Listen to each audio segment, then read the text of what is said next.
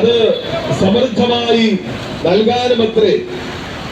ഞാൻ ജീവന്റെ അപ്പമാണ്, സ്വർഗത്തിൽ നിറങ്ങിയ ജീവനുള്ള അപ്പമാണ് ഞാൻ. എന്റെ ശരീരം ഭക്ഷിക്കുകയും എന്റെ രക്തം പാനം ചെയ്യുകയും ചെയ്യുന്നവൻ എന്നിലും ഞാൻ അവനിലും വസിക്കും. അവസാനം അവന് നിത്യജീവൻ ഉണ്ടാകും. ഈശോ വീണ്ടും പറയുന്നു, വഴിയും സത്യവും ജീവനും ഞാനാണ്. എന്നിലൂടെ അല്ലാതെ ആരും പിതാവിന്റെ സന്നിധിയിലേക്ക് കടന്നു വരികയില്ല. പ്രിയ സഹോദരങ്ങളെ, ദൈവത്തിന് മനുഷ്യനോടുള്ള വലിയ സ്നേഹം വചനത്തില് അനേകം തവണ പറയുന്നു. ഭയപ്പെടേണ്ട, ഞാൻ നിന്റെ കൂടെയുണ്ട്. സംഭ്രമിക്കേണ്ട, ഞാനാണ് നിന്റെ ദൈവം. ഞാൻ നിന്നെ ശക്തിപ്പെടുത്തുന്ന, സൗഖ്യപ്പെടുത്തുന്ന ദൈവമാണ്.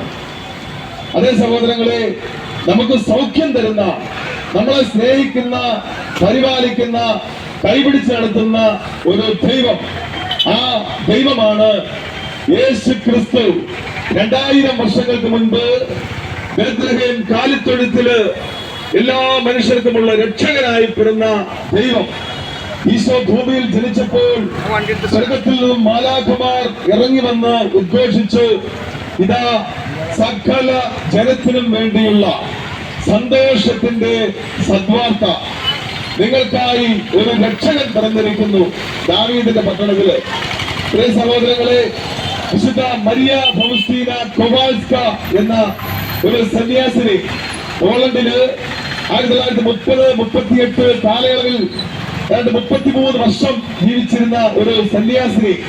ഈശോ അനേക തവണ പ്രത്യക്ഷപ്പെട്ട് ദൈവ കരുണയുടെ ആഴങ്ങളെ പറ്റിയുള്ള സന്ദേശങ്ങൾ നൽകുകയുണ്ടായി.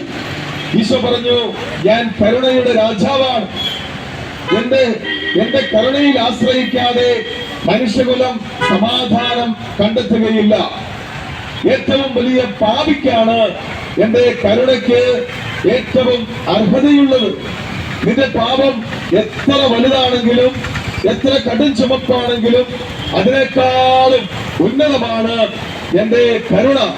അതുപോലെ ഈശോ വിശുദ്ധ പൗലോസിനോട് പറഞ്ഞു, നീ ഇപ്പോൾ എന്നെ കാണുന്നത് പോലെ ഒരു ചിത്രം വരയ്ക്കണം. ആ ചിത്രത്തില് ഈശോയെ ഞാൻ അങ്ങനെ ശരണപ്പെടുന്നുവെന്ന് രേഖപ്പെടുത്തണം. ഈ ചിത്രം ലോകം മുഴുവൻ വണങ്ങപ്പെടണം. ആ ചിത്രവുമായിട്ടാണ് ഞങ്ങളിപ്പോൾ നിങ്ങളുടെ മുമ്പിലായിരിക്കുന്നത്. ഈശോ പറഞ്ഞു, ഈ ചിത്രം വണങ്ങുന്ന ഒരു ആത്മാവ് ഒരിക്കലും നശിച്ചു പോവുകയില്ല.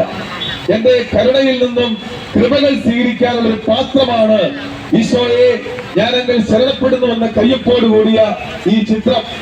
ഈ ചിത്രം സ്ഥാപിക്കുന്ന ദേശങ്ങള്, ഭവനങ്ങള് ഞാൻ എന്റെ കരുണയാൽ പ്രത്യേകം സംരക്ഷിക്കും. അതുപോലെ ഈശോ പറയുന്നു, ഈസ്റ്റർ കഴിഞ്ഞു വരുന്ന ആദ്യത്തെ ഞായറാഴ്ച ദൈവ കരുണയുടെ തിരുനാൾ ആഘോഷിക്കണം. അന്നേ ദിവസം ദൈവവര പ്രസാദത്തിന്റെ വൻകടൽ ഞാൻ തുറക്കും. അനേകം ആത്മാക്കളുടെ രക്ഷയ്ക്ക് വേണ്ടി, അനേകരുടെ വിശുദ്ധീകരണത്തിന് വേണ്ടി ഈ തിരുനാൾ നിങ്ങൾ ആഘോഷിക്കണം. എന്റെ കരുണയിൽ നിന്നും എന്റെ അതിയായ വാത്സല്യത്തിൽ നിന്നുമാണ് ഈ തിരുനാൾ ഉത്ഭൂതമായത്.